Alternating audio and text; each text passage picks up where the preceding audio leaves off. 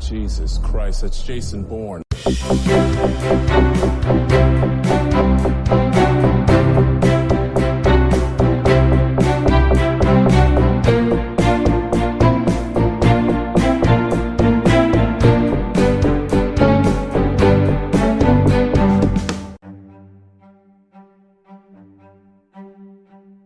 So welcome to Trimming the Movie Fat, the podcast where we trim films from franchises that don't belong. I'm Stephen Nicholson. And I'm Paul Nicholson. And we're committing to the programme as we take on shaky cam, fighting with odd objects, dubious spin-offs, and an unlikely action hero. It's the 5 movies in the Bourne franchise. Which movies will survive the vicious, rolled-up magazine of Jason Bourne? Identity, Supremacy, Legacy? Keep listening to find out. We'll also share some Bourne movie facts, provide an overview of each movie, and share our thoughts on each.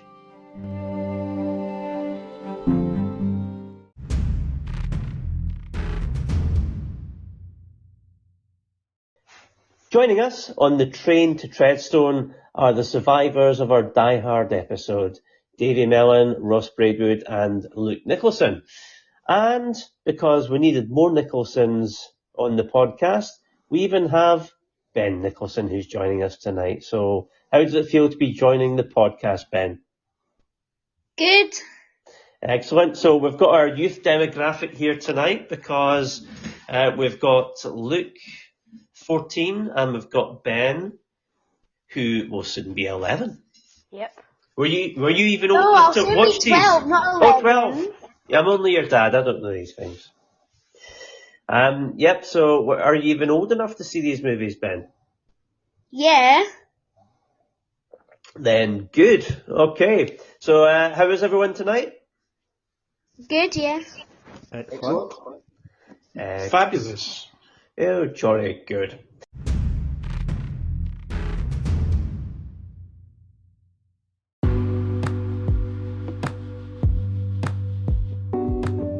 So let's start off with a couple of questions just to ease us into the evening. So I'll maybe go around everybody and just to ask, do you have a favourite scene from the 5 Bourne movies? So we'll maybe start with our youngest and work our way up. So Ben, do you have a favourite scene from the movies? I don't really know. That's a good answer, Ben. Thanks for being here. I think lots of the fight scenes are really good. Yes, they are. Okay. Luke? I think when they're fighting in the apartment in the first movie, I really like that. In Paris? Yeah. Yeah, okay. Davie? When he body surfs the boy down the stairways down his way down. That is good. Roscoe? It's got to be the car chase in the first one with the Mini. Yeah, that is good as well. Paul? I liked the bit in the third one, Bourne Ultimatum, when near the end, where is it Olsen? He asked them to meet somewhere, they all meet, and he goes, "Oh, I'm coming to your office," and he says something like, "Oh yeah, you're not in your office because if you were, I'd be looking right at you." I just think it's clever. I like those bits, those sort of bits.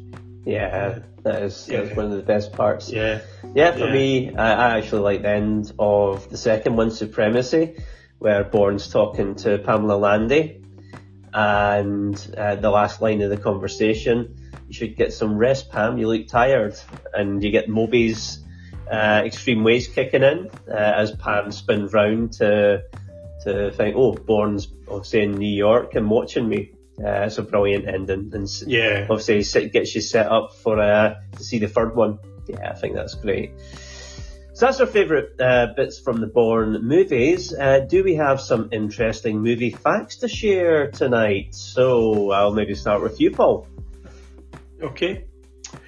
Yeah, an interesting fact is that, did you know that Toto the dog in Wizard of Oz actually got more money for doing the role than the Munchkins?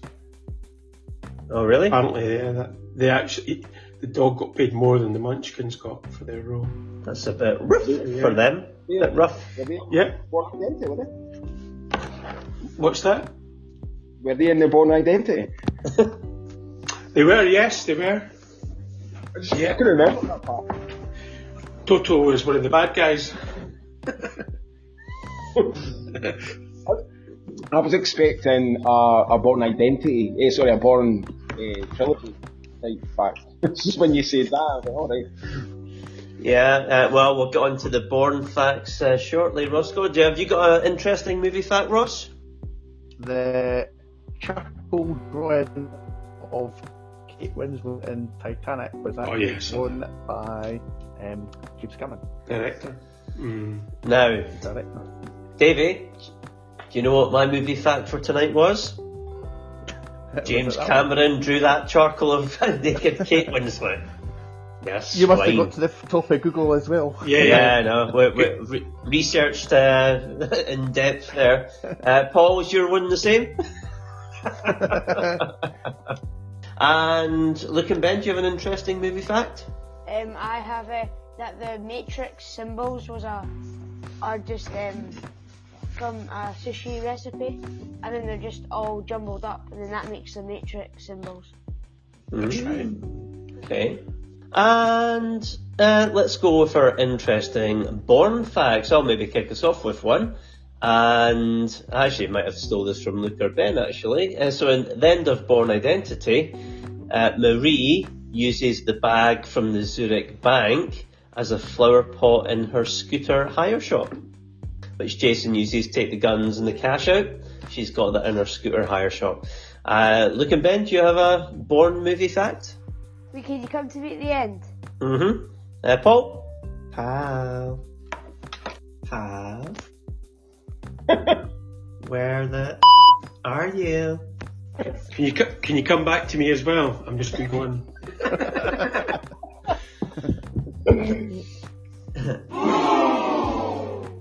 Okay, Davey and Ross got a Bourne movie fact? Can I come back to you? Yes. Davey? The martial arts style used in the film is called Kali, and that's a martial art where you use the energy of your opponent against them. Very good. Like that. Alrighty. Well, anybody got any Bourne facts to share before we move on? Yeah, I've got one. I do. Oh, Ben, yep, go for it.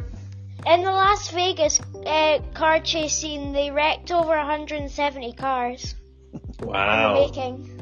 That is some serious crash work. Luke, I think I heard you had one. Yeah. The Bourne Identity is the only film in the original trilogy to bear any resemblance to the books. Didn't know that. Okay. Yeah. And the Bourne Ultimatum is the only film out of the trilogy to be nominated and win an Oscar.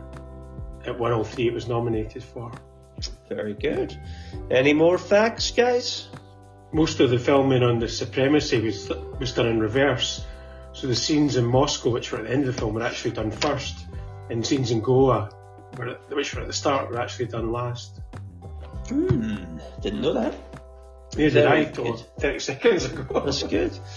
A question has anyone actually watched the Treadstone show? Obviously, was it any good? Not really. Oh. to be honest. No. Streaming service. I think it was Amazon. Never heard of it. It was Amazon Prime, Amazon Prime. It was just a bit cheesy. I think I've watched that actually, but I can't remember anything about it.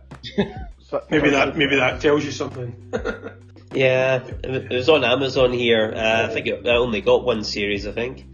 No, I've definitely seen that, but I cannot for the life of me remember a single thing about it. That's I think I've got a bit Jason Bourne with that.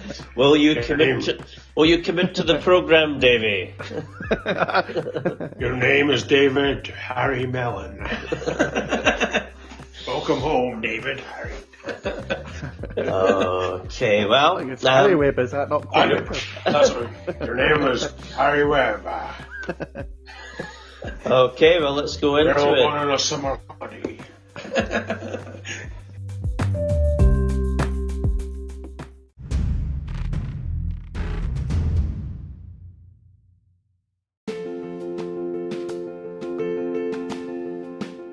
Bourne franchise consists of action thriller installments based on the character Jason Bourne.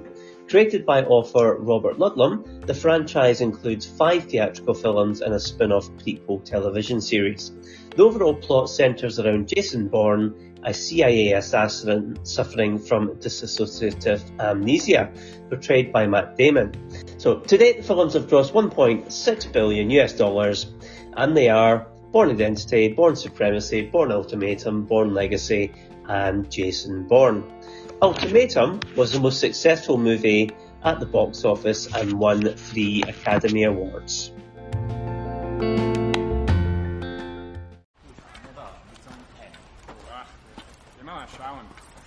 So, aufstehen. Zeigen Sie mir Ihren Ausweis. Ich muss schlafen. Los, hoch. Hey, aufstehen.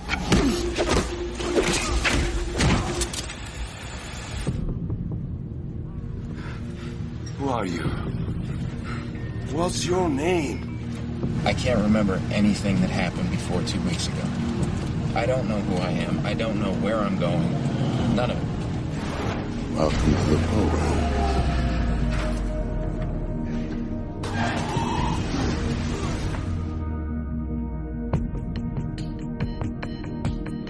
You cannot run what you did, Jason. You made yourself into who you are. I remember. I remember everything. Jesus Christ, that's Jason Bourne. Why would he come back now? This is still a clandestine agency, no? He's seen things. He knows things. What can you tell me about Treadstone? If there's something you're not telling me, I want it now. Do you understand? What happened? Jason Bourne happened. Do you hear me? He's still out there. I'm gonna find this son of a bitch and take him down. I'm on my own side now. The only realistic way to end this is to eliminate the threat. I swear to God, if I even feel somebody behind me, there is no measure to how fast and how hard I will bring this fight to your doorstep. You have no idea what you're into here. Now Bourne's gunning for us. Back for revenge. I spent 3 years running, trying to find out who I am. I volunteered because of a lie. 3, 2, 1. So Dr. Hirsch is calling us into 415 East 71st Street, New York, to talk about each movie. So we're going to start talking about the first film in the franchise, which was 2002's The Bourne Identity.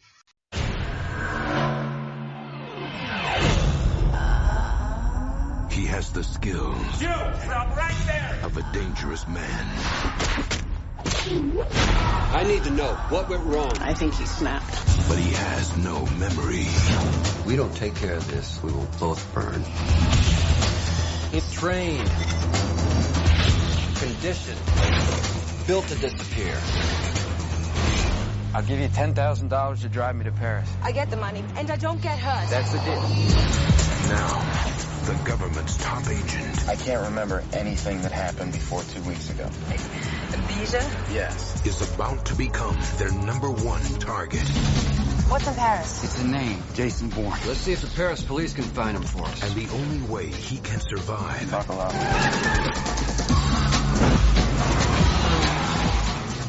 is to find out who he is. I guess you're not home. Monsieur Bourne! I don't recognize any of this. Before they find out. Get the address? I think I got it. In his. Where he is. Get everybody up. I want them all activated. Do it now! What is it? Something wrong?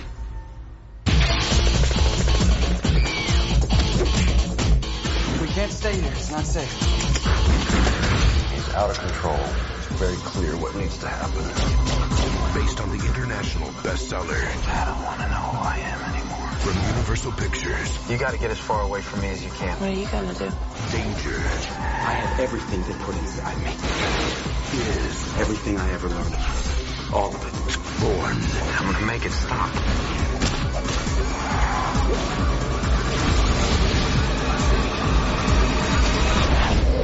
The Bourne Identity.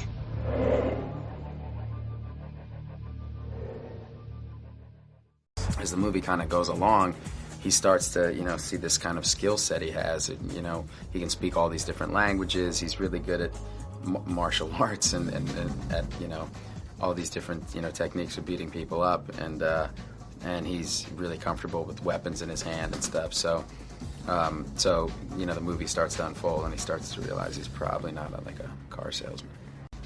I wanted to play this character because I like that she's destroying all the stereotypes of women that are so dumb that are in most action thrillers. I like that she's just this civilian, just this girl that whenever something thriller-like happens, she's like, why did it just happen? Why? I don't get it. I mean, a lot of times you see these kind of movies where, you know, there are these kind of gratuitous action scenes that just kind of, that you're not really invested in because, you know, you're just sitting there and something blows up and you're like, well, it was kind of cool that blew up, but you walk out and you don't really remember the movie after you saw it. And what I liked about this one was just that the action seemed, you know, really to come kind of organically out of the story and the situations that they were in, and just seemed really believable and really real. What is it? Something wrong? I'm not sure if this film still feels as big a deal to audiences who were perhaps discovering it 20-odd years after it was first made, but I remember Bourne was around and referenced a lot in the mid-2000s. Admittedly, this perhaps relates more to the next two sequels than to this first film in the series, but certainly in its own genre, the Bourne Identity felt like something really exciting and different compared to a lot of other action thrillers from the time, and it's no coincidence that after Bourne we get Casino Royale, Batman Begins, franchises redefining themselves to a more down-to-earth and, dare I say, realistic place. So the Bourne Identity, the story of a man, played by Matt Damon, salvaged near death from the ocean by an Italian fishing boat. When he recuperates, the man suffers from total amnesia, without identity or background, except for a range of extraordinary talents in fighting, linguistic skills and self-defense that speak of a dangerous past. He sets out on a desperate search assisted by the initially rebellious Marie, played by Franca Pottin, to discover who he really is and why he's been lethally pursued by assassins. So the Bourne Identity grossed $214 million worldwide and was the 19th highest grossing movie of 2002.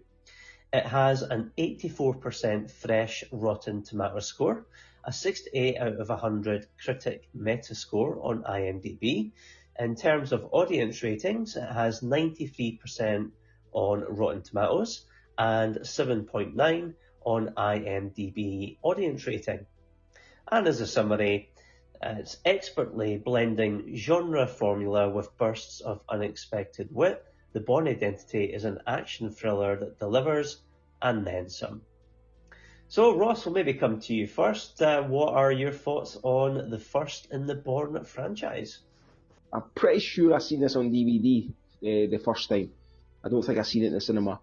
But in terms of the film itself, I think it's, for me, I think it's a modern classic, if I'm really honest. It's a brilliant film, and probably two things going for it. It's relatively slowish to start off with, and I think the action kicks in a bit later, but I think that's a good thing about it, because the first time you watch it, you don't really know what's going on. And there's something about European-based films, you know, with the cities and the architecture. There's just something in that kind of just adds to it. Yeah, so I think from start to finish, I just feel it's a film that doesn't really put a foot wrong. It gets the pacing right, and the action scenes are great. Like, say, probably my favourite scene in the whole series is the chase with the Mini and the police. I mean, that's just brilliant. I mean, obviously it's a wee bit like the Italian Job in some ways, but it's just a brilliant scene, and it's how you shoot an action sequence or a car chase. So yeah, so overall, yeah, for me, more than classic, and yeah, one of the strongest films in the series, no doubt. Thanks, Roscoe. What about you, Davie? Yep, actually seen it in the cinema when it came out. It was actually the surprise movie at the Edinburgh Film Festival that year, so I didn't even know I was going to see it at the time until the lights went down and it came up on the screen. I was like, what is this? And it turned out to be absolutely superb. It kind of like redefined the action movie genre, the way that the fight scenes were filmed. It wasn't, you see, not a bit more stylized than what you would normally see, and using martial arts and all the things that you don't normally see. Like the Bond films at that time, I think, had almost become a parody of themselves, whereas this like took the action right back down to the nitty-gritty level, like using pens and random objects to help your defense or your attack. I was just really impressed with that, and when it got to the end as well, when he chucks the killer off the banister in the stairwell, and then just rides him down the stairs. I was just like, oh, this is incredible. But no, it was really good the way it was shot. Like I like Doug Lyman's camera work with the shaky cam. Like everything was a bit too fluid in previous movies. Where you'd always have to use like a steady cam or something like that. So in order to, with this film just like shaking the camera all the time, kind of took a little bit to get used to because you're not used to seeing it. So kind of get a wee bit seasick, but once you get used to it, you knew it was a way forward. Great, thanks, Davie. And we'll maybe go to Luke next. Yeah, I really enjoyed it, but I think I saw it maybe a month ago or so. It was in the Christmas holidays, and yeah, I really enjoyed it. But I think every 5 minutes I was asking what was going on and stuff. Yeah, I really enjoyed how it mixed a lot of different genres, like detective, action, and like a bit of drama as well. And yeah, it's probably one of my favourite movies after I've seen it. High praise indeed. Okay, Ben, what about you? The same as Luke, I saw it a month ago, and although it's not one of my favourites out of the Jason Bourne films, I did think it was the most down-to-earth film, and I really like the action and the car chase. So yeah, it's a really good film. I really like it. Okay, thanks, Ben. And last but not least, Paul. Yeah, it's a great film. I first saw it. In fact, I've seen all of them in the cinema. I remember going to see it. I think I went with Adam Laurie, a friend from school. I'd see. Sure. And it was kind of a bit like what Davie was saying. It was kind of an unknown thing that just grew and grew in popularity. And I think, although it wasn't until I watched one of the documentaries that I realised it was actually filmed prior to 9/11, because for me it's very a post 9/11 type film, in the sense that, like what Davie was saying about James Bond films and even the Mission Impossible films, it gave them, certainly the Bond films, it certainly gave them a kick up the backside, because they were just becoming ridiculous, like invisible cars and gadgets, and it was just becoming ludicrous. And I really believe that because of that, this film and the whole franchise, it influenced Bond to go more gritty with Casino Royale and Daniel Craig, and I think it actually helped Bond survive, I think. But no, great films. This a great film, and I think it was a bit of a slow burner as well. Because when I first saw it, I thought it was good, but I didn't think it was brilliant. And then I saw it again on DVD, and I thought, oh, it's really good. It's brilliant. So, yeah, great film and a great opening for the franchise. Great, thanks, Paul. Yeah, for me, I seen it at the cinema on release, and my sister-in-law Christine bought me the DVD as a Christmas present that year when I watched it again. But yeah, I think rewatching it, Matt Damon's just so young in it, and I think it's now hard to think back to the past and to think how surprising it was he was an action movie star, because before this came out you thought, really? This was the first time he played a role like this, and obviously he was great in it, and I think the film, him and the film itself, was just such a surprising treat. It was a real bona fide sleeper hit. I think there's great world building by director Doug Liman and writer Tony Gilroy. I think, the action in it is superb, whether it's the car chase in Paris, the fight in the Paris apartment, the escape from the American embassy, the gunfight with Clive Owen in the field. It's all really, really good stuff, all cleanly shot and easy to follow. And I like how we get to see already the start of Bourne improvising by using his smarts and the materials around him to beat his opponents, whether it's using a pen as a weapon, something like that. As was a recurring theme in this franchise, the casting in it is superb, and in this one you get the likes of Chris Cooper and Brian Cox tearing it up. I think it was Ross that said it about the European locales, which do make it feel like a genuine spy movie. I totally agree with that. I think we should give a shout out to the director of photography, Oliver Wood, for making things look so damn good. And what a great song selection, using Moby's Extreme Ways as the credits song, and that's kind of become the unofficial Jason Bourne theme. And talking of music, we shouldn't fail to mention John Powell, who creates so many great cues in this movie, which appear again and again in the sequels. It's one of the best action movie scores of the noughties. And I suppose the main fact here is I have sat on the bench Jason Bourne tried to sleep on in Zurich, except it wasn't Zurich, it's actually Prague. But I have sat there, that's my claim to fame. So let's go round, everyone, just to, I think I know which way everybody's going to vote, but we'll go round just to be sure. And you have to share if you think the movie is a prime cut or awful. So we'll start with Ben. Is it a prime cut, Ben, or awful? I'd say it's a prime cut. Luke? A prime cut as well. Ross? Yep. Prime cut. Davie? It is Côte de Boeuf. Paul? It's the creme de la creme. Yes. Okay, I also agree it's a prime cut. Therefore, happy days, the Bourne Identity gets to stay in the franchise.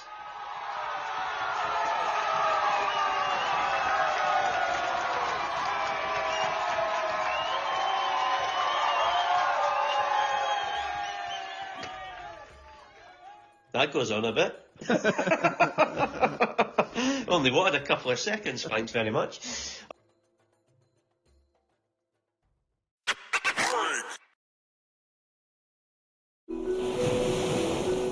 Two years ago.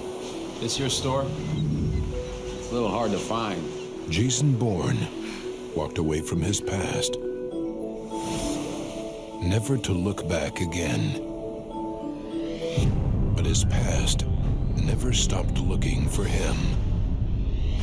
Marie! LeBlanc. How?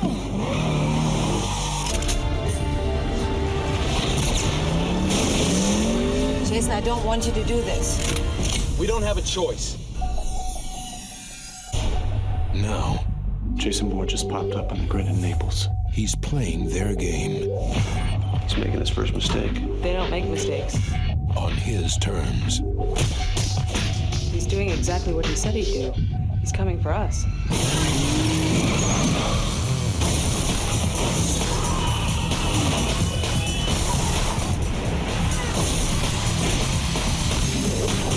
Why are they still after me? I don't know. You can play these games forever. Yeah, he's not in front of you. You can't see it. Forget it. He's gone. Let's play a little offense. You have no idea what you're getting into. They know you're here and they're coming for you now. How long do I have? Matt Damon is Jason Bourne.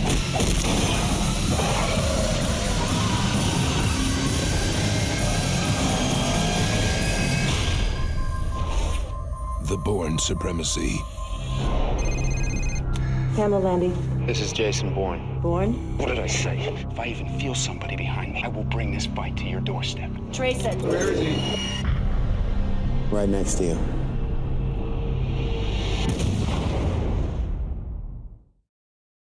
He's still plagued by these images that, you know, of things that he knows he did, but it's still something that's waking him up at night. If you know that you have killed people for a living, what are you going to do about it? The first movie was Who Am I? The second movie is, you know, when did this start? How does something like that start?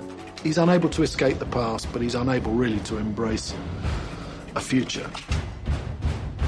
A man appears who rubs Bourne the wrong way. As I said in my review of the Bourne Identity, the Bourne Identity to me is more of a character piece with some great action sequences thrown in. The Bourne Supremacy is a straight-up thriller. There's not as much character building going on in this movie. It's far more of a revenge movie. Alrighty, so let's move on to our second movie, which is the 2004's The Bourne Supremacy. So Jason Bourne is living in India when he is framed by a Russian agent, Krill, played by Karl Urban, for the theft of millions from the CIA. Krill begins to pursue Bourne, intending to assassinate him. But while Bourne and his girlfriend Marie are on the run, a shot meant for him kills her instead. Vowing revenge, Bourne sets out to prove his innocence and bring the culprits to justice. But he has to evade CIA head Pamela Landy, played by Joan Allen, who is convinced he is guilty. So the gross for this movie was $288 million worldwide, and it was the 14th highest grossing movie of 2004. The highest grossing movie that year was Shrek 2. In terms of critic scores, it got 82% on Rotten Tomatoes and 73 out of 100 on IMDb. Audience scores, it got an excellent 90% on Rotten Tomatoes and a 7.7 IMDb audience rating. And in summary, a well-made sequel that delivers the thrills. So let's maybe start with Ben this time. What do you think of The Bourne Supremacy? So for me, 1 and 2 kind of blend into each other. So number 2, I couldn't really remember, but after you saying what the movie was, I think it's really good, and I probably liked it more than Bourne Identity. I think it has like better action and just it's better altogether. Okay, thanks Ben. And Luke? Yeah, I just think it was the perfect sequel, and just pretty much what Ben said, it just sort of 1 and 2 blended together. But yeah, I do think number 2 is better than the Bourne Identity, and yeah, I don't think they could have done a sequel any better. Oh, thanks for that, Luke. And Davie, what about you? I saw this one with my big brother Paul, because we've seen the first one together, and these sort of started becoming event movies. Like you were really looking forward to the next episode. So I thought this one was really strong, especially with Brian Cox becoming more of the bad guy in it as well, doing dastardly things, and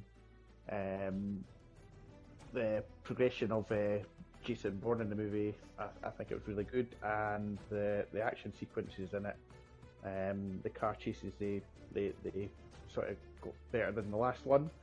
No, I think it's a great movie.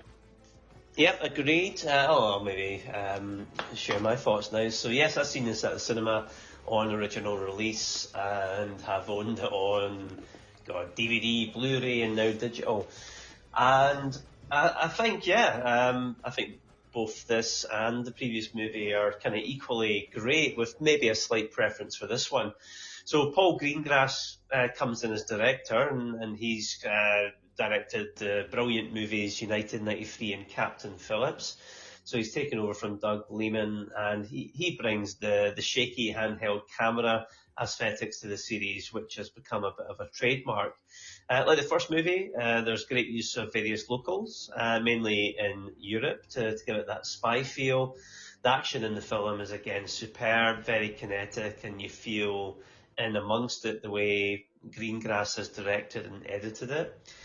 We had Bourne use a pen as a weapon in the first movie. Here we get him using a magazine and a toaster.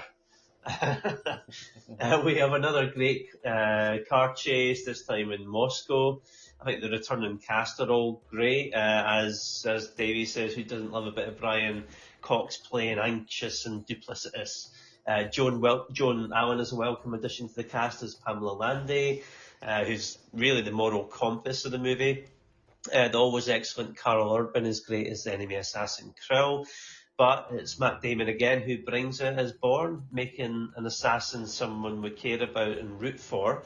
There's another great score from John Powell, and I think story-wise, the biggest shock I remember when I first seen it was the killing of Marie so early in the movie. However, it does give the movie some heart and weight, and it's obviously what drives Bourne in it, along with clearing his name. And as I mentioned already, I just love that ending. You look tired, Pam, you know, Bourne in the USA, Bourne is home. It's just made you so excited for the next movie. Paul, what about you? Yeah, it's a brilliant film. I remember seeing it. I was in Jersey actually, and I was staying with our auntie Anne and Uncle James, and just it was Odeon in Jersey, and I just went out to see it. Just went out myself before going out for a few drinks, and just thought, yeah, it was just brilliant. And because you're on holiday, it was a nice day as well. You remember all that about it, but I actually think it's better than the original. It's and I think what people are saying, like his girlfriend getting shot really early on as well, that really kind of knocks you for six because you're not expecting it. I think the good thing as well about the character Jason Bourne, he's a tough guy, but he also shows a vulnerability as well. I think that endears him to people who are watching the films. I think, yeah, having Brian Cox, and I've just finished his autobiography actually, that Ross got me for Christmas, so thank you, Ross. I just finished finished watching that, and he's brilliant in it. And Pamela Landy coming in, and what's funny is at the end of the second one is actually in the third one as well. It's funny the order, but yeah, great film, very good film, and the car crash as well. That's just phenomenal, and the sort of underground thing. The tunnel, that's just amazing. So, great film, very good. Thank you. Paul and Ross, what's your thoughts on it? I think you guys have covered everything, if I'm honest. I think probably one thing I should have said for the first one, talking through the first one, was around Jason Bourne, partly why he works with Matt Damon, is that he's no muscle bound, so it's a bit like going back to one of our favourite films with Die Hard and John McClane. You know, he's somebody's tough, but he's no muscle bound, six pack, that kind of thing. So he's a bit more believable, and he's a brilliant actor as well. So I mean, he's probably proven that in his career. The different films he's done. But this is a kind of a sequel. I mean, probably one of the best sequels probably all time. Really, you think about the first one being such a hit and a great movie in itself. I think probably the difference between this and the first one, although I prefer the first one, but not by much, is that it's definitely more action, definitely more pacier within it. And like you guys have said, Brian Cox almost steals the show, doesn't he? Or he does probably in certain parts, even in the first one really. He's really good at playing the bad guy. And then just to kind of mention again, it's already been mentioned just around the car chase, I think, in a sort of underground sort of bypass motorway type thing with Carl Urban, and that's a terrific piece as well. And just all around, just following on from the first one really, you're thinking, surely they kind of do this again, surely they kind of make it a third time in a row. So yeah, excellent film all around. Great, thanks Ross, and we'll stick with you then. Is it a prime cut or awful? Oh, definite prime cut. Yeah, I'm going to say it's prime cut as well. Paul? Prime cut. Davie? Chateaubriand. Luke? Prime cut. Ben? Prime cut.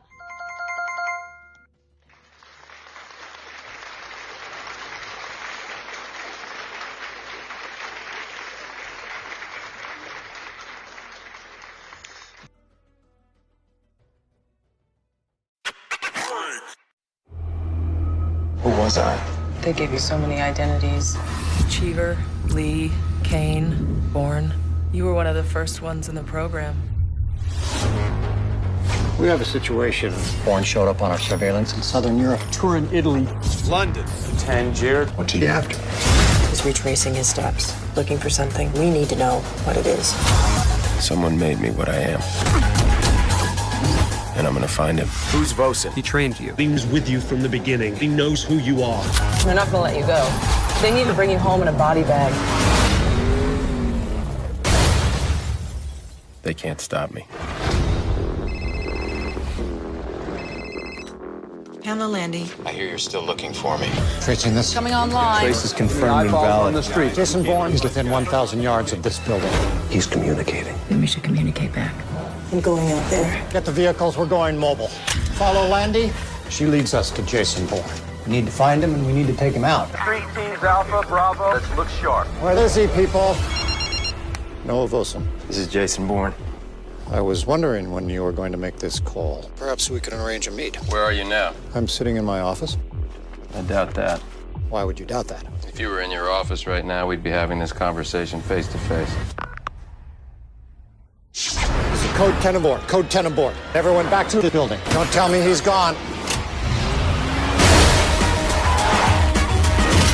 He has our entire playbook.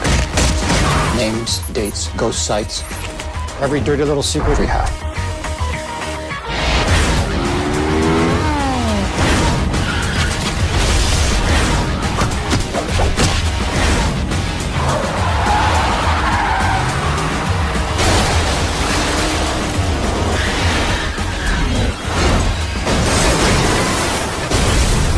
Listen very carefully to what I'm about to tell you.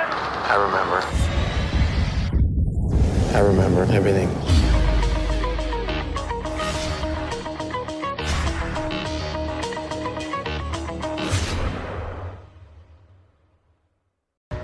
Our whole theory around the action in these movies is that audiences are so smart now that you know when it's a stuntman and you know when it's the actor. So if the actor can do all of it, then that's great, because that gives you a real freedom to shoot in a way where the audience is going, oh my God, that's really him doing that. And so most of it is me, as much as is possible. And then the stuff that isn't are, three or four different guys who are experts at, all of the different things that might be needed.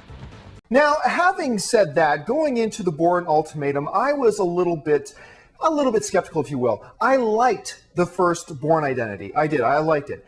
The Bourne Supremacy, I didn't like as much as most people. I still thought it was a worthy motion picture, and I kind of enjoyed watching it, but I didn't really think it was special. Certainly not memorable, so I really didn't have a lot of hope going into the Bourne Ultimatum. Not to mention, every single one of the threequels this year have completely sucked. Pirates, Spider-Man, Shrek. So I didn't know what to expect, and I am happy to report that somewhere along the lines, director Greengrass took some kind of sedative, or gave a sedative to his cameraman, and calmed them down, eased up on the epileptic seizures as, they're trying to film a fight scene, and actually showed us the movie. Go figure. And you know what? I'm glad they did, because the Bourne Ultimatum is a damn good movie. The Bourne Supremacy survives. So let's move on to the final part of what we initially thought was just going to be a trilogy, and that was 2007's The Bourne Ultimatum. So Jason Bourne continues his international quest to uncover his true identity. From Russia to Europe to Northern Africa to the United States, he must stay one step ahead of those who would capture or kill him before he has a chance to discover the truth.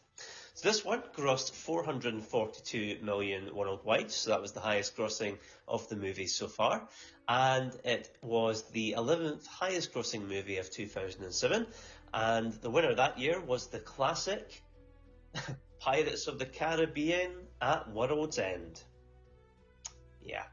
And the critic scores, very, very positive, so 92% on Rotten Tomatoes, 85 out of 100 on IMDb, and audience ratings, it was a very high 91% on Rotten Tomatoes and 8.0 on the IMDb audience rating. And as a summary, the Bourne Ultimatum is an intelligent, finely tuned, non-stop thrill ride. Another strong performance from Matt Damon and sharp camera work from Paul Greengrass make this the finest instalment of the Bourne trilogy. So, I'm going to go to you first, Ross. Is it the finest instalment of the Bourne trilogy? No, I'd put it in there. Out of the three, I would put it at the bottom. Best, I mean, it's still a terrific film, let's be honest. But yeah, I would put it at the bottom of the film. Yeah, do you want to give us your thoughts on it? Anything you want to share? I'm trying to remember. I get mixed up between the second and the third one. Is this the one with Paddy Considine, isn't it? Yes, that's the one, Waterloo Station. Right, yeah, so that's a good, that's a brilliant scene.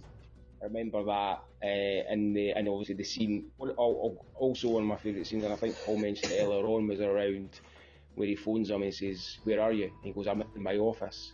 Now, if you're in your office, we'll have this conversation face to face. You know, that's a terrific scene as well. And I can't remember the actor that's in it, David.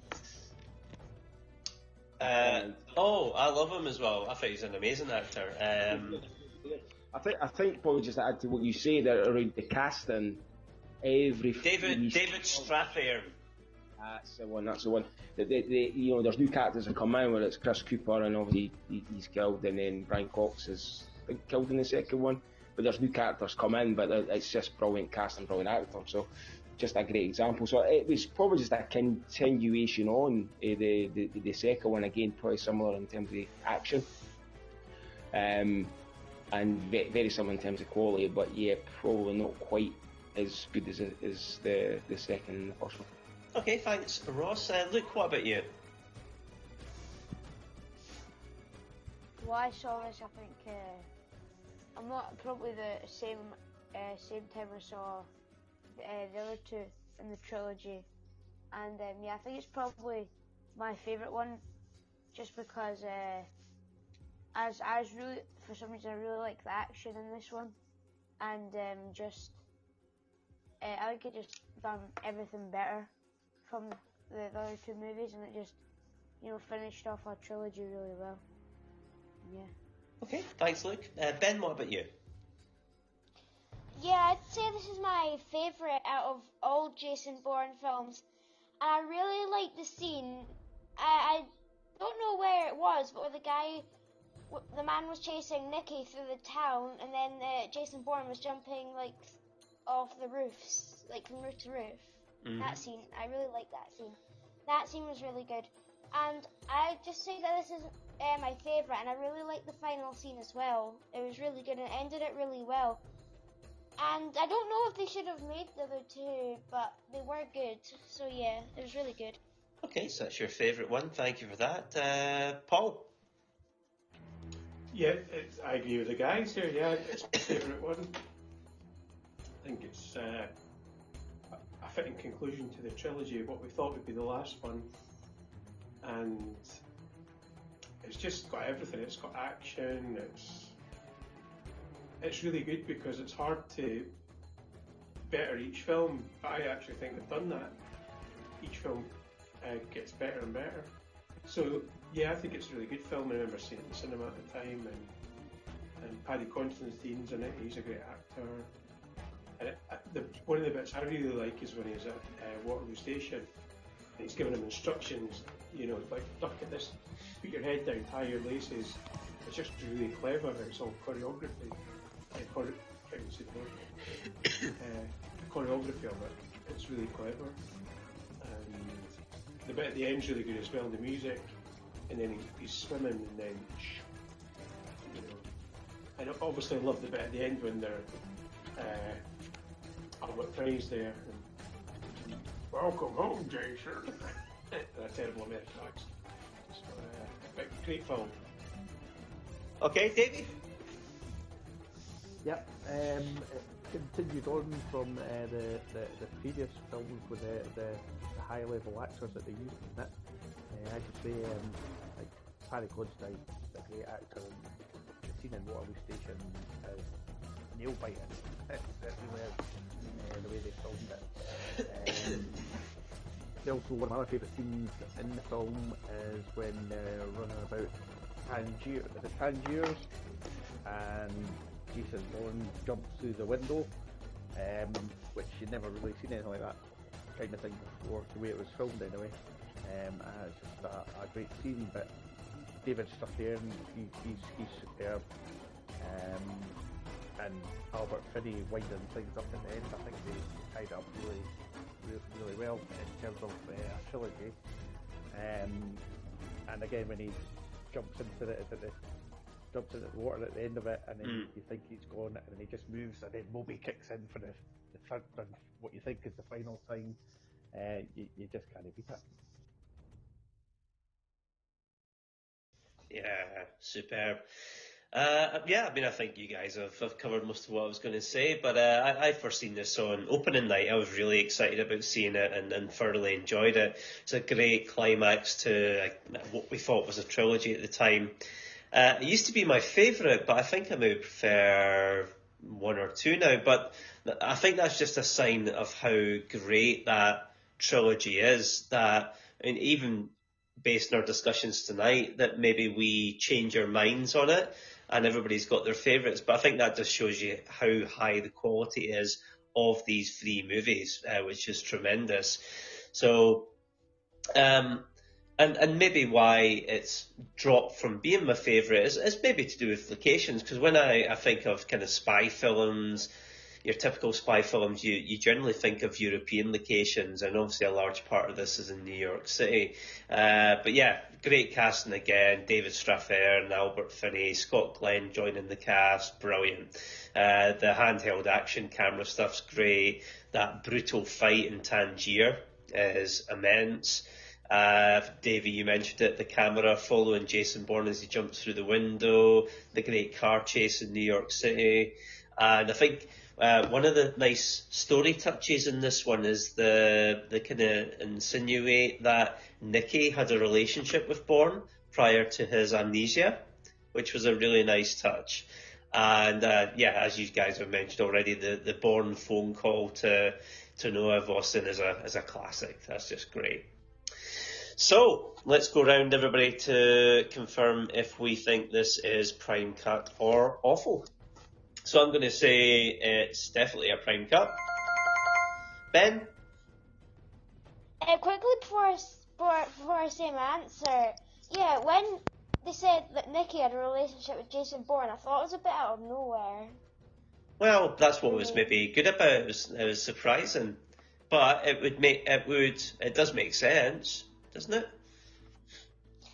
I don't know, but yeah, it's definitely a prime cut. It's my favourite. Okay. Luke? Definitely a prime cut. Davie? 12-ounce fillet. Paul? It's meaty and it's marvellous. Roscoe? Full House. Excellent, guys. So the original 3 movies all get to remain in our franchise. I wonder if the next one will continue that streak.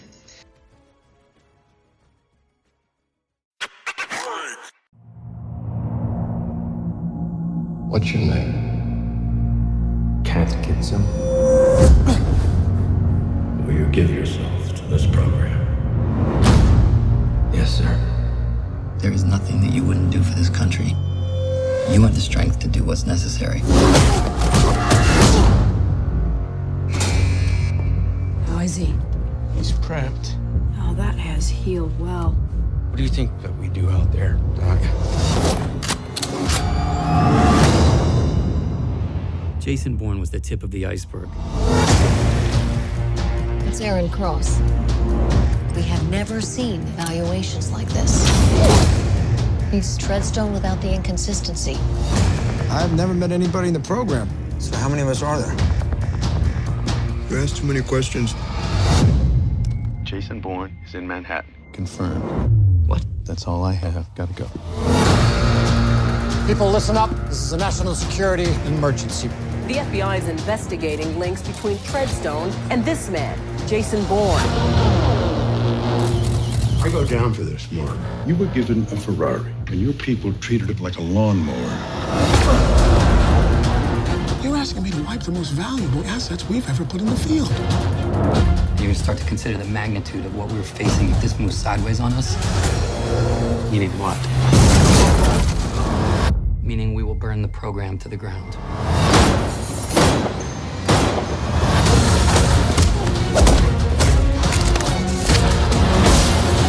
Hey, look, it's me.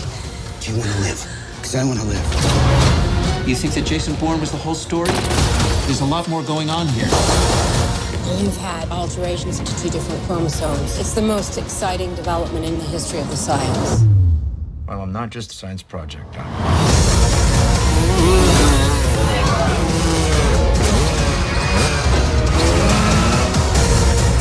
I gave them everything. We both did.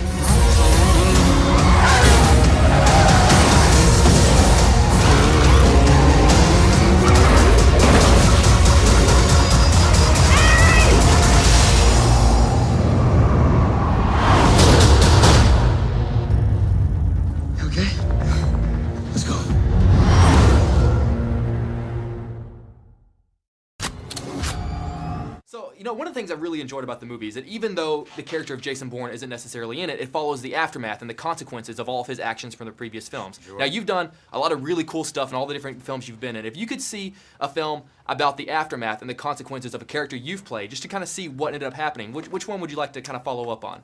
Oh, wow. I don't know. It's a really tough question because, you know, this is a new thing. You know, most Hollywood kind of reboots something. Right. Where they put a sequel, a prequel, or whatever the heck it is to it. This is sort of, and it's not a reinvention. It's just sort of like, hey, let's just make the world a little bit bigger and it coexists together at the same time as Ultimatum. So it's kind of hard to answer, you know, because to me, I don't know any other franchises that have done that. Right. So I don't know. It's hard to think. I really don't like to watch anything I've done. Mm-hmm. So really, yeah. So that's a really difficult one to answer. Oh, I just wanted to try to ask something that no one's been asking all day. Yeah, it's a good one though. You know, Matt Damon has come out recently saying that he would be open to coming out and joining the fifth one. In your dream best case scenario, what do you think that would be like? What do you think, you know, Aaron and Jason could interact, you know, on camera together? Oh wow, I think them pitted against each other at first, and then probably teaming up to go against the bad guy. 5 years after the Bourne trilogy concluded with Ultimatum, it returns in the shape of the Bourne Legacy. But does this high-octane spy trilogy really need another refresh? Or is Legacy just a cynical money-grabbing exercise? The truth is, it sits somewhere in the middle. So, we jump forward 5 years to 2012 and the Bourne Legacy. So, when the actions of Jason Bourne spark a fire that threatens to burn down decades of research across a number of secret intelligence agencies, Eric Byer, played by Edward Norton, the man who built the programs, decides he must sacrifice one of them. Outcome. Aaron Cross, played by Jeremy Renner, one of Outcome's 6 agents, and research scientist Marta Shearing, played by Rachel Weisz, go on the run when Byer targets them for termination. But Cross proves to be a far deadlier target than Byer realises.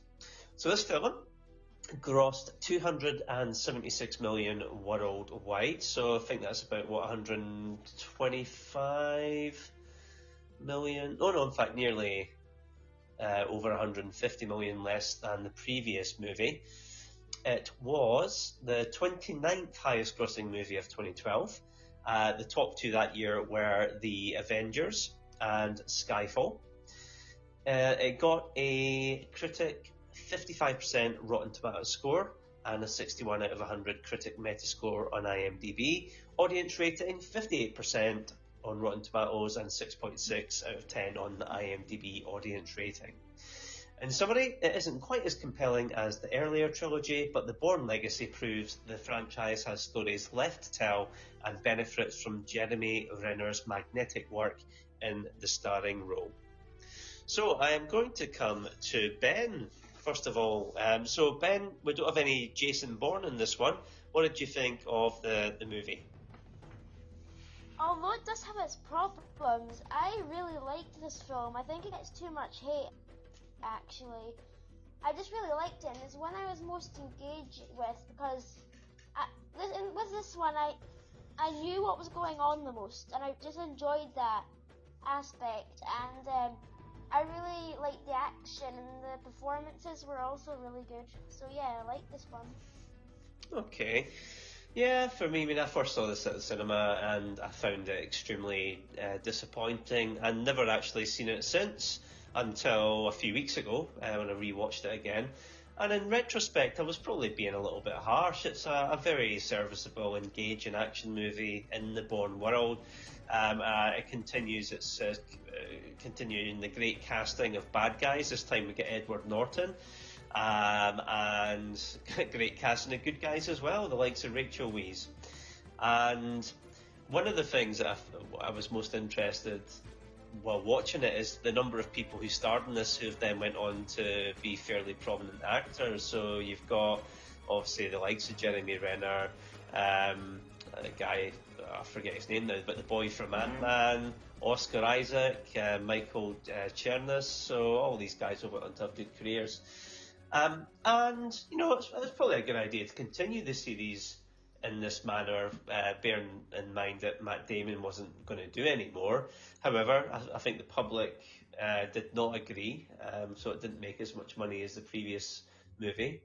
And I have to say, I think the ending of the film is disappointing. And because it wasn't as successful as the hope, we didn't actually get to find out what happens to Aaron and Marta after the end of this movie. And it maybe just lacks the je ne sais quoi of the Matt Damon movies. I just don't think Renner's Aaron Cross is as engaging a protagonist as Matt Damon's Bourne. And as good as a composer James Newton Howard is, you do miss the Bourne music of John Powell. But it's a serviceable action movie, and I did enjoy it much more second time round. What about you, Ross? I actually quite enjoyed it as a film. Nowhere near in the same class as the Bourne trilogy. I'm trying to remember actually the plot of it more than anything else. But there's certainly a couple of parts that come to mind. I think there's one where he's in the forest, I think, in the snow. And I think there's, I don't know if it's a bomb dropped or something. I remember a scene like that somewhere. Yeah, it was a drone. Yeah, a drone with a bomb. Yeah, aye. Yeah, so that was pretty good. But I think he's a terrific actor. And I think it's like anything. It's a bit like you're watching something that's like Bourne, but it's not Bourne, you know. So that you're always comparing. Maybe that's maybe one of the reasons. Maybe people were possibly a bit more stricter against it, and maybe expecting something better. But yeah, a decent enough film. I think on its own, if the Bourne trilogy didn't exist, I think it'd probably get a bit more credit as a film. But yeah, certainly no in the class. Yeah, I'd probably agree with you on that, Ross. Yeah. Okay, Paul. I think it's a good film. I kind of agree with young Ben. The film kind of gets a lot of, in my opinion, unfair criticism. I think it's a really good film, and it's usually good when you're watching it. You kind of forget it's related to the Bourne films in some ways because you're quite engrossed in it. And I think he's a good actor as well, and I think he does a good job. I don't think he tries to be Jason Bourne. I think he's setting up a scene for Jason Bourne. But no, I think it's a really good film actually, and yeah, one of those sort of ones that sort of almost in the background, but it's quite underrated, I would say. Yeah, so good film. Okay, Luke, what about you? Yeah, I think it was a pretty decent action movie. I'll definitely watch it again. I'll just pretty much all you guys said about everything, but only thing that annoyed me was the pills and like what they were, because I don't really understand, because wouldn't you have seen, if they were of that much significance, you probably would have seen Jason Bourne, you know, being unwell if he didn't have the pills and stuff. And I just think that was a bit of a plot hole that I don't really... I think, Luke, it's a different programme to the one Jason Bourne was on. Oh, right. Right, well then so it was... Yeah, so I think he's on, Aaron Cross is on the what do we call it, the outcome programme, whereas Bourne was on Treadstone one, so I think that's maybe why. Oh, right. Well, then it's pretty much just what you guys said. I do think it was like the audience score on Rotten Tomatoes is pretty much spot on, and yeah, that's all I think. Okay, thank you. Last but not least, Davie. I have a lot of problems with this film. To be fair, I've seen it twice, and the second time was a couple of days ago, so my opinion's kind of changed a bit. But when I first went to see this in the cinema, I was a bit trepidatious going in, thinking, can this live up to the Bourne, and how's it going to expand on the story? And I don't think Jeremy Renner was that well known at the time. Maybe he'd done The Hurt Locker, maybe it was just after that, maybe. But it wasn't well known. I've since come to like him quite a lot with the Avengers stuff and Hawkeye TV show and other things that he's been in. But at the time, I was just like watching him like dive about the woods, climb over mountains, jump out into trees. I'm like, what's going on here? And the story itself, like the whole plot seemed to be around him getting either another set of blue pills or what he found out later was to get a virus load put on so he doesn't have to get them again, and that's just not really a plot for me.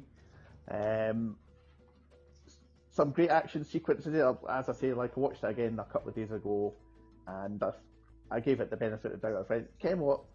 Now that I've got that out of my head that it's a standalone film, I actually quite enjoyed it. The action scenes were really good, especially the stuff on the motorbike. They've gone from like minis to ladders to like BMWs at one point, and now they've gone with the motorbikes, and it was kind of like Kickstart, if you remember that back in the day, like going up steps and the motorbike. It was a good show. Yeah. but yeah, so I enjoyed that, and like the chase scenes at the end of it, and then obviously getting killing the asset, and then bang, it just stops. He's on a boat sailing away. It's like that's just what back is. That's how bad this one actually was. Yeah, and they did a remixed version of the Moby song, which I thought, no, you've even messed with the song. Well, I tip my hat to you, Davie, that you got the word trepidation into the episode. Well done. What did I do? Toilet paper.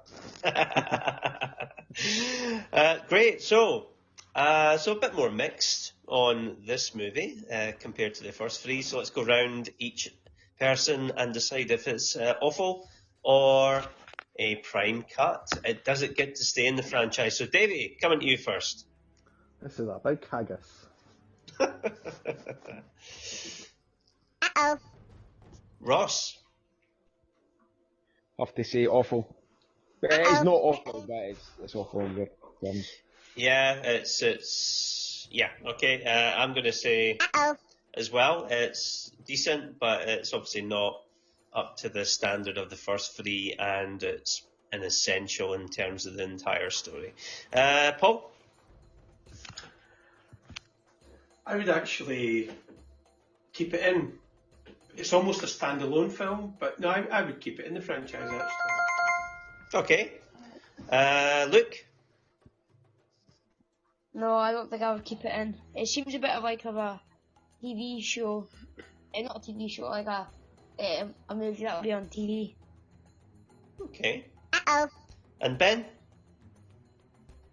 Yeah, I'd say a prime cut. I really enjoyed it. I liked how it expanded on the universe. Yeah, I liked it. Yeah. Okay, so 4 plays 2, which means the Bourne Legacy is dropped from the franchise.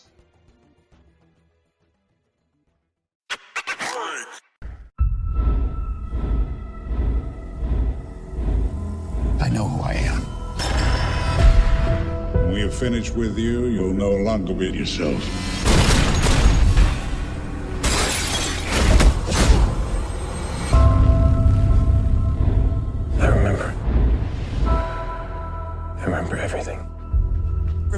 everything doesn't mean you know everything. Tell me.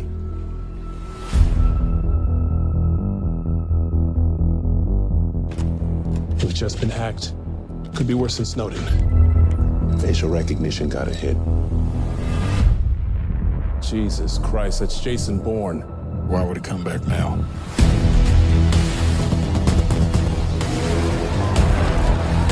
There's a demonstration in front of the Greek Parliament building. I think she'll use it as cover. They tracked you. We gotta move.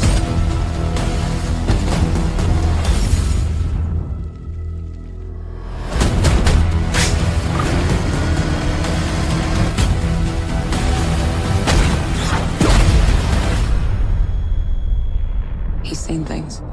He knows things. What if he's not coming for us? What if it's something else?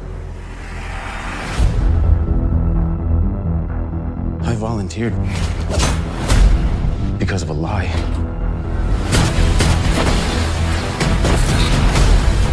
This is Jason Bourne. I need to talk. 32 kills. People are safer because of what you did.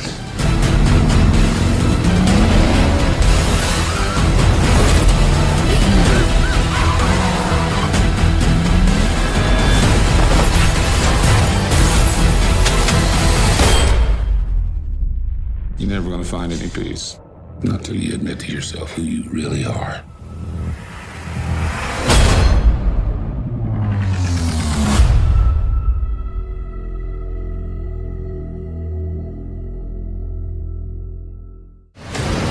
My God, that's Jason Bourne. Why would it come back now? I know who I am. I remember everything. Remembering everything doesn't mean you know everything. The world is at war. No dialogue needed for that one, Matt. David, good morning. Good morning. Wait, did you shut down the Vegas Strip for that? We did. Yeah, it was incredible. In fact, they told me they were going to do that, and I was like, "You guys are from Europe. You don't understand. You don't get That's it. not going to happen." So when we actually got the location, because the city was great, and they wanted to make it happen, and they eventually said, all right, well, if we were going to do it, we could maybe, if you started shooting at midnight on weekdays, you could have it for like 5 hours a night. And we looked at the whole thing and we went, we could actually do this. And so we shut down the strip. Jason Bourne is an entirely unnecessary movie sequel. It's not that his return isn't welcome. The CIA operative turned amnesiac turned rogue agent out for revenge is a classic film character. The ultimate anti-hero who, thanks to some superb scripting and the casting of Matt Damon, became so much more than your average celluloid spy. The problem is that he's at the centre of a perfect movie trilogy. Bourne's Identity, Supremacy and Ultimatum gave his story a seamless beginning, middle and end, as Jason uncovered the dark secrets of his past and punished those responsible in the present.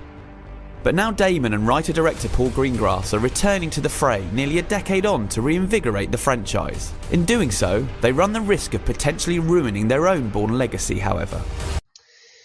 Which brings us to the final movie to date, as we record this in February 2022. So it was 4 years later, and it was the return of Matt Damon as Jason Bourne in a film called Jason Bourne. So, it's been 10 years since Jason Bourne walked away from the agency that trained him to become a deadly weapon. Hoping to draw him out of the shadows, CIA Director Robert Dewey assigns hacker and counter-insurgency expert Heather Lee to find him. Lee suspects that former operative Nicky Parsons is also looking for him. As she begins tracking the duo, Bourne finds himself back in action battling a sinister network that utilises terror and technology to maintain unchecked power. So the gross for this movie was an impressive $415 million worldwide. So I think that makes it the second highest grossing movie in the franchise after Ultimatum. It was the 19th highest grossing movie of 2016. The top movies that year were Captain America Civil War and Star Wars Rogue One. The critic rating on Rotten Tomatoes was 54%, and on IMDb it was 58 out of 100. The audience score was 55% on Rotten Tomatoes and 6.6 out of 10 on the IMDb audience rating. In summary, Jason Bourne delivers fans of the franchise more of what they've come to expect, which is the sequel's biggest selling point as well as its greatest flaw. So I'm going to start with Luke this time. Yeah, I'm really not a big fan of this movie. I've not really got much to say about it. It's just I think it was just, the fans really wanted a movie, and I think the studio probably just really wanted to get one out, and it would make a lot of money. So I really don't think it was needed. I don't think the other movie was needed, and I think it should have probably just stayed a trilogy. And I don't think this movie was all that good. Okay, thanks, Luke. Ben? Yeah, I'm agreeing with Luke here. I think it's a bit of a cash grab, and I just think that it's just not great. It's average, and it's not very memorable either. So yeah, not very good. Okay, Paul? Yeah, it's, if ever there was an example of let's just have a needless sequel and ruin everything that we've done, this film is it. It's got a lot, but no story, no decent story, and suddenly they find out all these things that actually have never been alluded to or mentioned in the previous films. And because I think I'm sure I read that the Jason Bourne character maybe only has 20 minutes of dialogue in the whole film. So it was just like, for me, it was one step too far, and it's almost like it ruins the legacy a bit. So yeah, not a good film. Okay, Davie?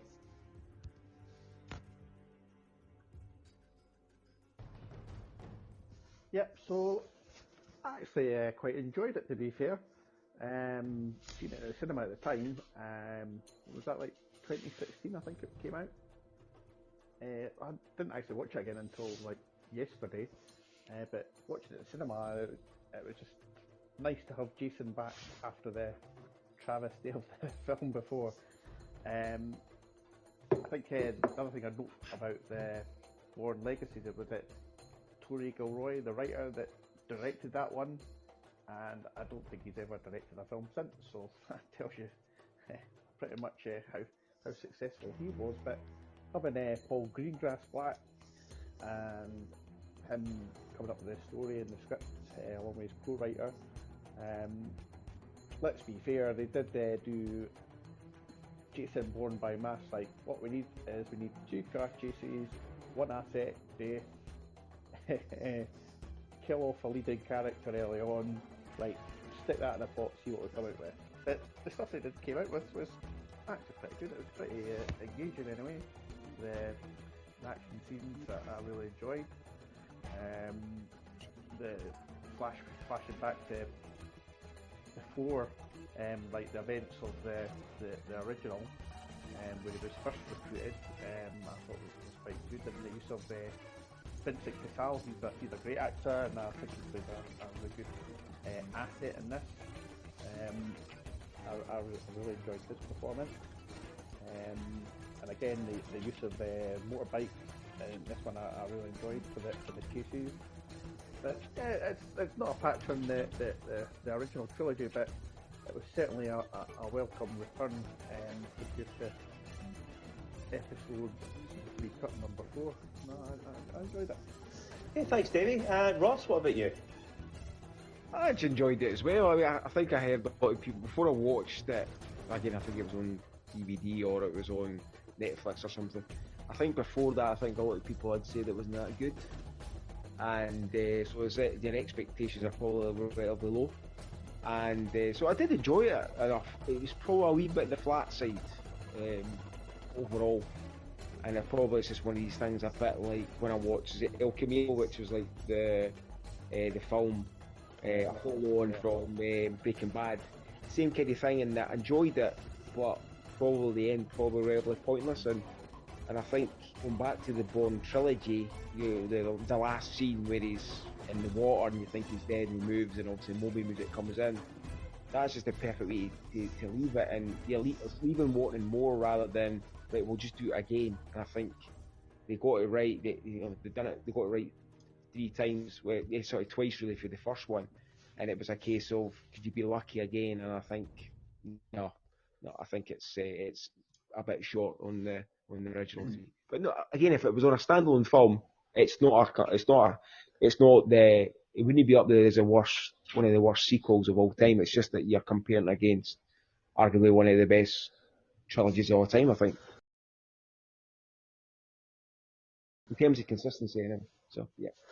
Okay, thanks, Ross. For me, yeah, I was very excited to see this at the cinema. When we hear those musical notes that signify Jason Bourne as the Universal logo appears, it's glorious. It's like the 20th Century Fox logo before Star Wars. We've got a wonderful cast yet again for a Bourne movie. So Tommy Lee Jones, Vincent Cassel, Alicia Vikander, Riz Ahmed, Bill Camp, all excellent actors. I think the casting director for this entire franchise needs an award. I think the film gets some emotional heft when Nicky Parsons dies. I think age suits Matt Damon. It is globe-trotting like the others in the series. It's got frenetic action. I think the foot chase in London and the car chase in Las Vegas are highlights. However, like most Part 4s that come sometime after the original trilogy, they do feel like an epilogue. They don't feel essential, and I think this falls into the category and maybe just misses the magic of the first 3. I think because perhaps it feels like Bourne's story is already complete, we just don't need this. However, I still find it a very entertaining movie that improves with each viewing. So let's go round to decide if it is a fine cut or awful. So I'm going to start with Ben. I'd say awful. Uh-oh. Luke? I do not think it is a prime cut. Uh-oh. Ross? Awful. Uh-oh. Davie? I'm not going to say it's awful, but what I did want to say just while you were talking there, every time I saw Riz Ahmed on screen, I kept saying to myself, "Rubadingy Rapids, bro," from Four Lions. Every time, because that's all I can picture him in is that Four Lions. But no, it's not awful, but I would say it's a slightly overcooked piece of rump. Yes. Yeah, for me, I agree. It's obviously a decent film, but yes, an overall as part of the franchise, it's not essential. So no, I cut it. And Paul? I'll use an Edinburgh word for this film. It's a shan film. That's what I'm going to say. Okay, so we lose the film from the franchise.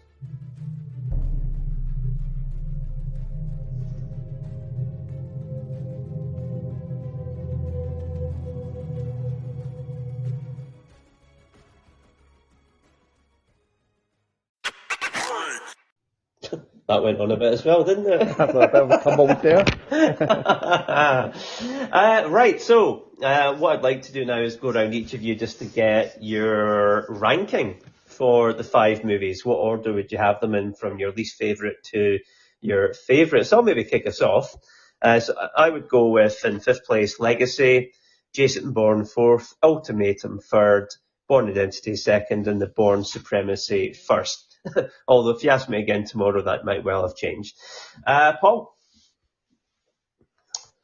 I would say, in order of the best, 3, 2, 1, 4, 5. Yeah, Okay. so 3, 2, 1, 4, 5. Yeah. I thought you were giving us your lottery numbers for a second there. That was good. Dusty bin. 3, 2, 1. 3, 2, 1. Dusty bin. Davie, what about you? I would say top of the tree is Identity, just because it was so fresh at the time. Second, Ultimatum. Third, Supremacy. Fourth, Jason Bourne, and I don't believe there was a fifth one, was there? I think there was, Davie. Okay, then put that if you must. Okay, Roscoe. In fifth place would be Jason Bourne. In fourth place would be the Bourne Legacy. In third place would be let's get this right, the Bourne Supremacy. Is that a third one? The Supremacy is second. Ultimatum's the third. Sorry. Bourne Ultimatum third. Bourne Supremacy 2, and the Bourne Identity would be my number 1. Could have saved yourself some hassle there, Ross, and just says in release order. Okay, sure of that.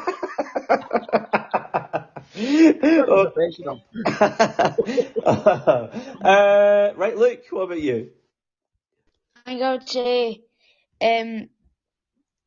3, 2, 1, 5, 4. Okay, very decisive. And Ben? I'd say last would be Jason Bourne. 4 would be the Bourne Legacy. Then it would be the Bourne Identity. Then it would be Legacy. Then my favourite's Ultimatum.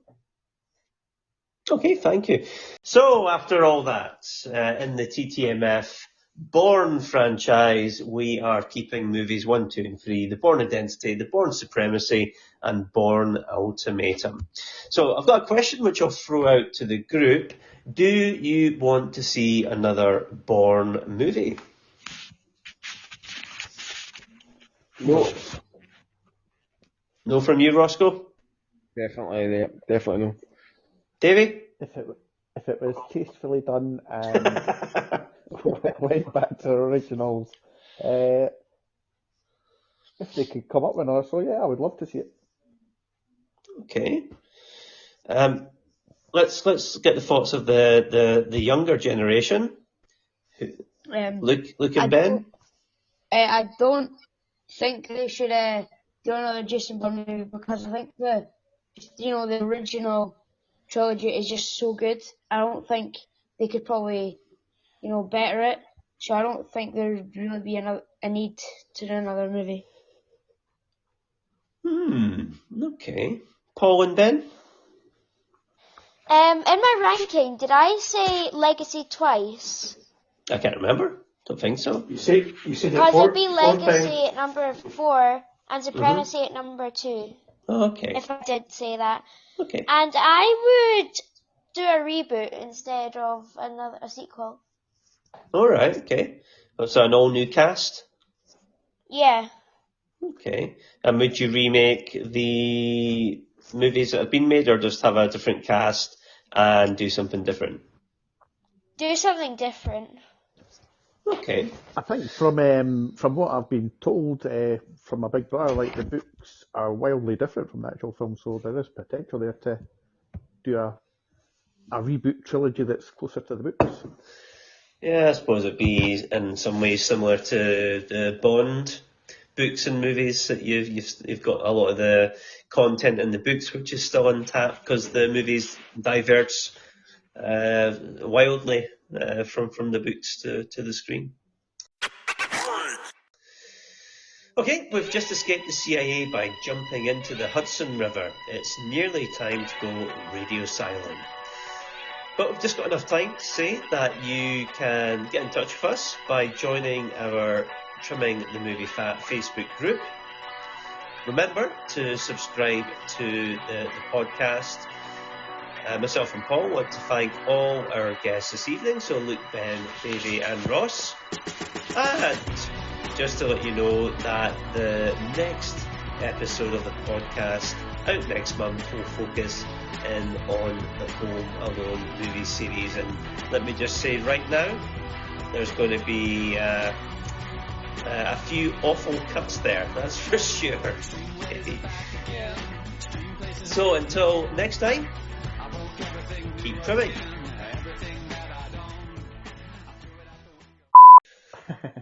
So, what do Johnny Depp and Matt Damon have in common? I don't know. They were both Winona Riders. Look at me like what? I know. It's probably best that way. Steve, I like your pronunciation of that actress that's in the Bourne Legacy. Alicia. Rachel.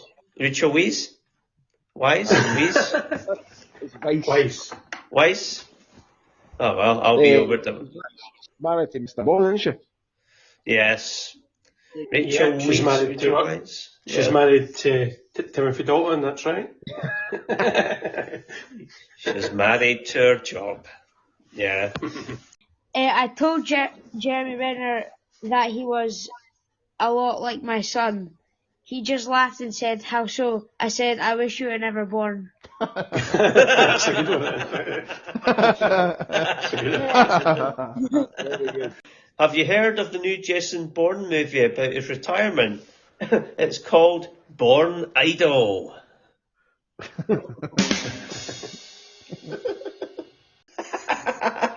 I had a dream where I was in a fight with Jason Bourne, Will Hunting, and Private Ryan. I'm finally battling my demons. Did you hear about Jason Bourne's Australian counterpart? Melbourne. Matt Damon, Ben Affleck, and Matthew McConaughey have decided to make the new Bourne film actually together. Ben Affleck says, "I'll produce it." Matt Damon says, "I'll act in it." Matthew McConaughey says, "All right."